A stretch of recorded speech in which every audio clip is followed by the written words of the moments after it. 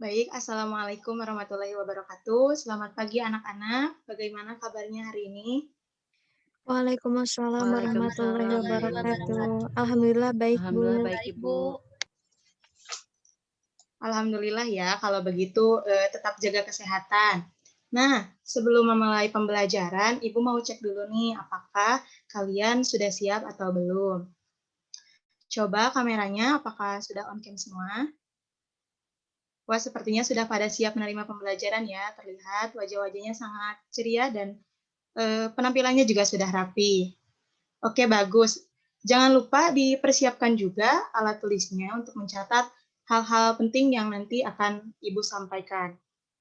Dan yang terpenting, seperti biasa, sebelum kita memulai pembelajaran, alangkah baiknya kita memulai pembelajaran ini dengan berdoa. Silahkan kepada KM untuk memimpin rekan-rekannya berdoa ya. Baik, Bu. Teman-teman semua, sebelum memulai pembelajaran, marilah kita berdoa menurut kepercayaan kita masing-masing. Berdoa dimulai. Doa selesai. Sudah, terima kasih. Baik, terima kasih ya Ilya sudah memimpin untuk berdoa. Oh ya, untuk sekretaris, apakah hari ini ada yang konfirmasi tidak bisa hadir? Ibu lihat sudah ada 38 partisipan ya di sini. Apakah ini sudah hadir semua? Alhamdulillah, Bu, tidak ada konfirmasi ketidakhadiran dan sepertinya sudah hadir semuanya, Bu. Oh iya, baik kalau begitu. Untuk rekapitulasi, Ibu akan memberikan peranala untuk presensi hari ini di kolom chat Zoom ya. Jadi sebentar. Nah, sudah ada. Silakan untuk kalian segera isi dan sambil kalian mengisi link presensinya, Ibu mohon izin untuk share screen materi pembelajaran hari ini. Sebentar. Oke.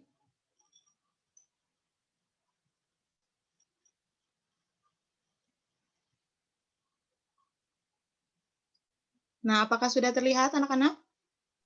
Masih proses, Bu. Oh iya.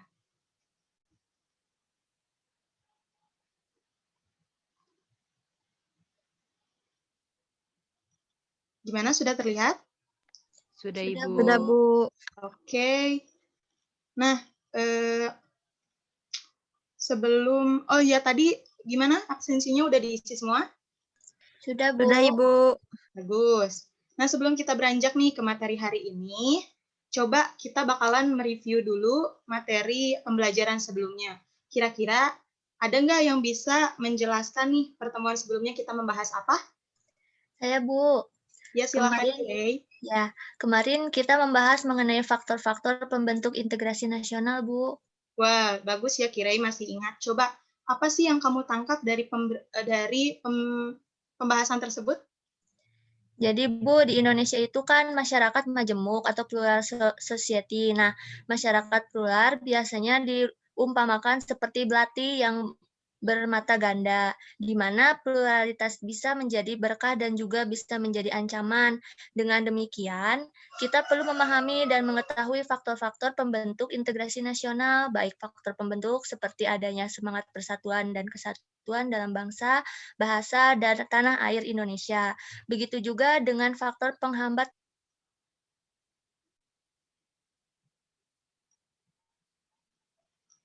Wah, sepertinya Kirai ter-unmute ya. Oh iya, Ibu, mohon maaf. Oh iya, nggak apa-apa Kirai, boleh dilanjut ya. Majemuk ya. Nah, masyarakat plural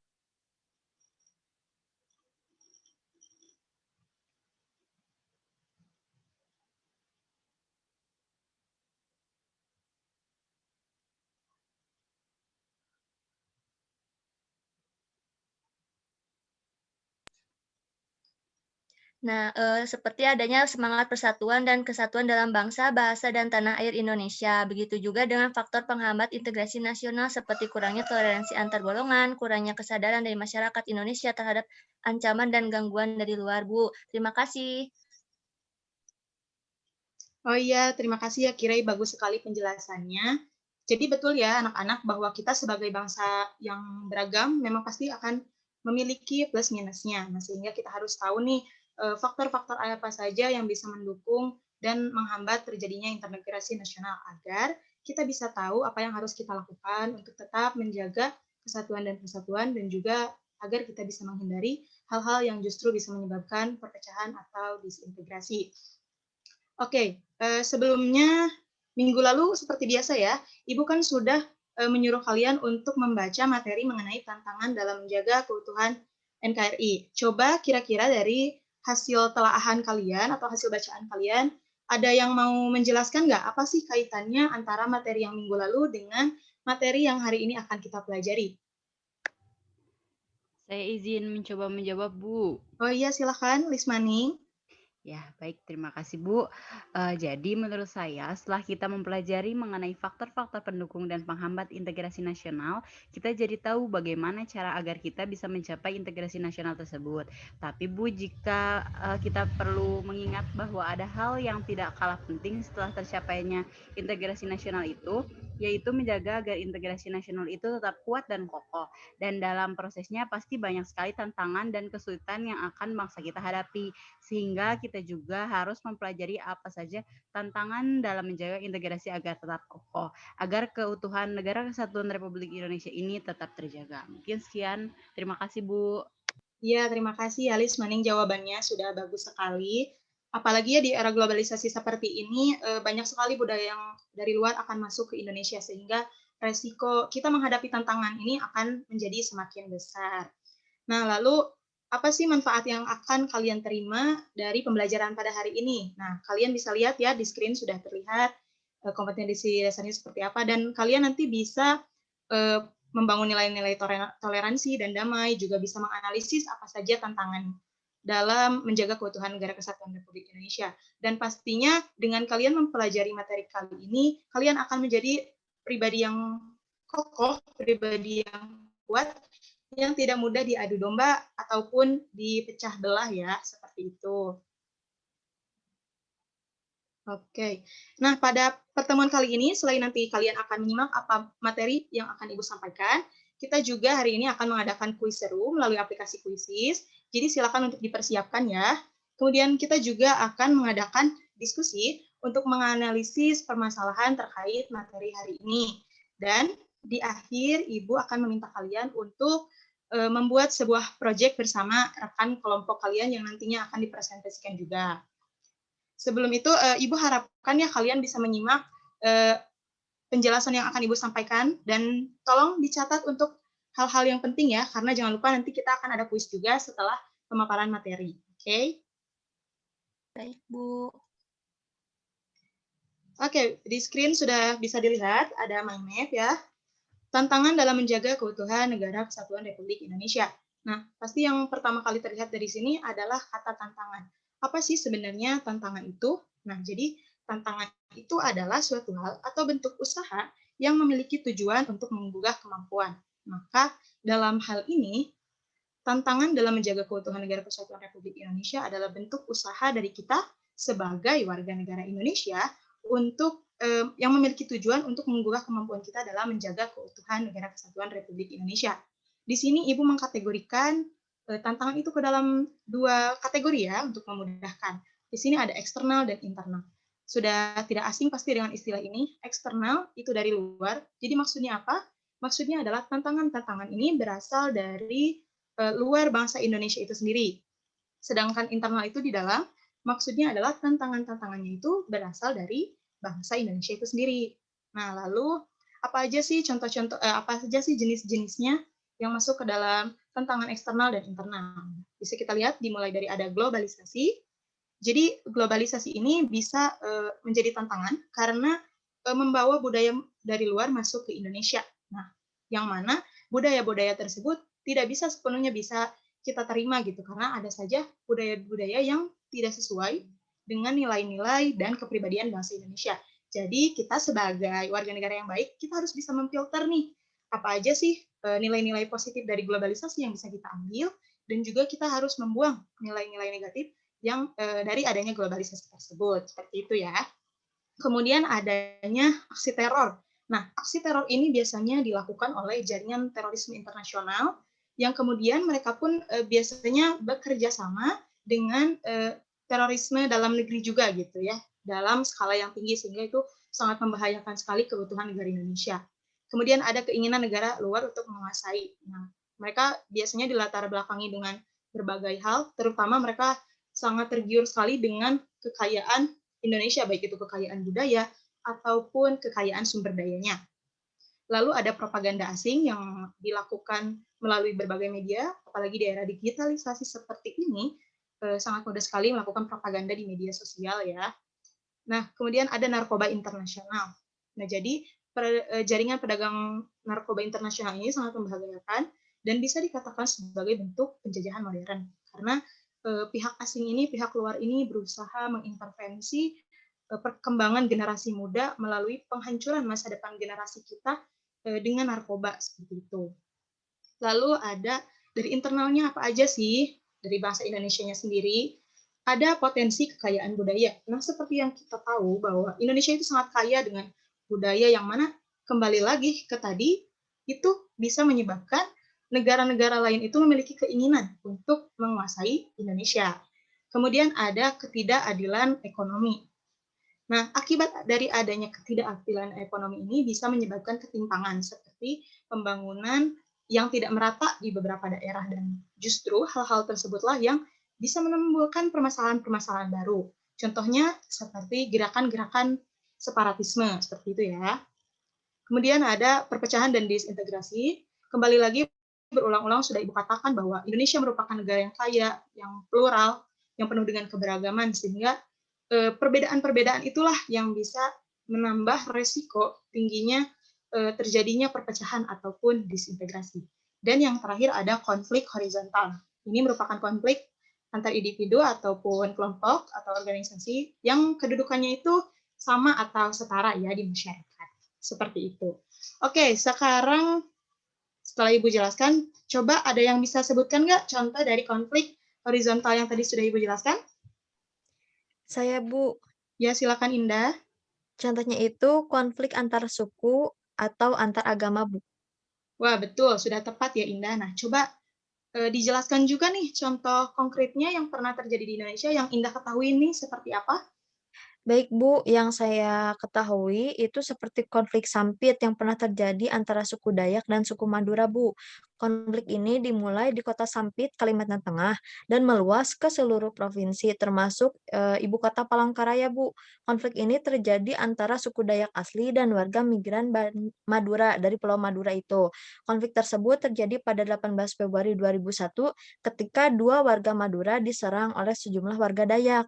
Konflik Sampit mengakibatkan lebih dari 500 kematian, dengan lebih dari 100.000 warga Madura kehilangan tempat tinggal. Banyak warga Madura yang juga ditemukan dipenggal kepalanya oleh suku Dayak, Bu, waktu itu.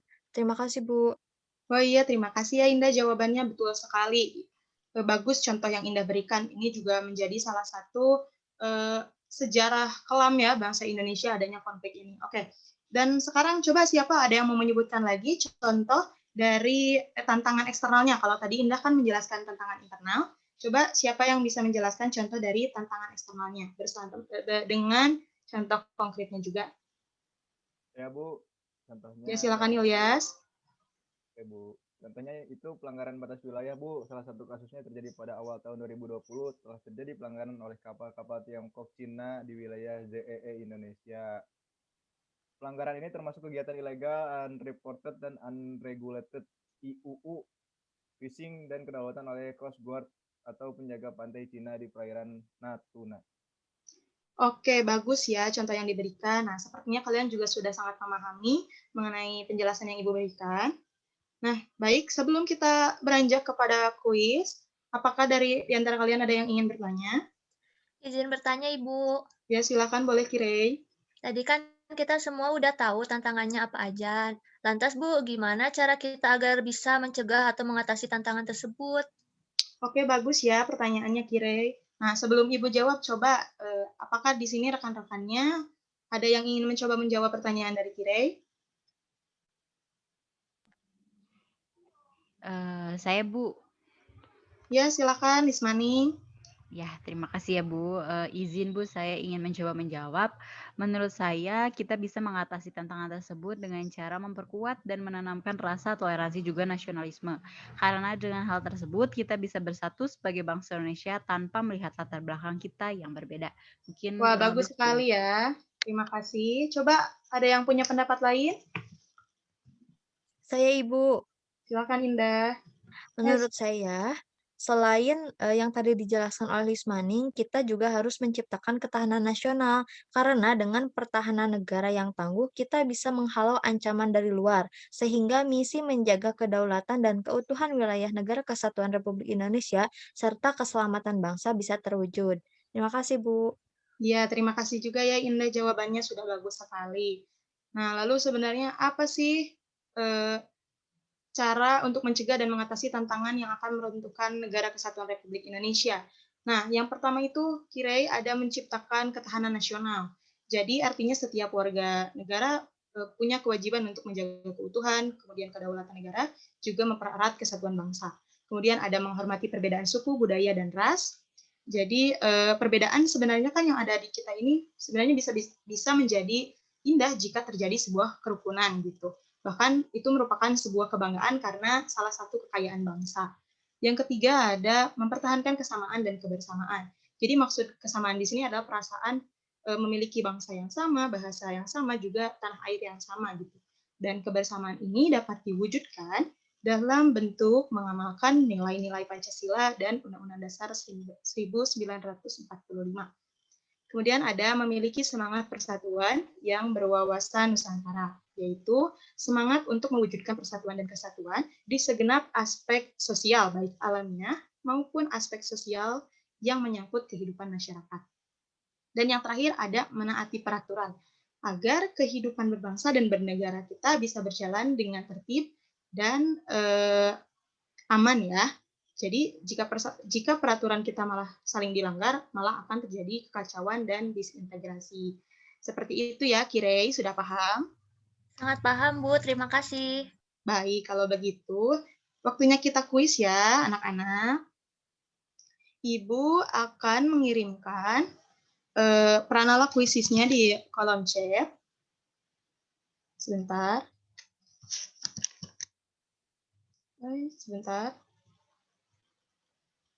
Mana ya? Dipersiapkan juga ya aplikasi kuisisnya.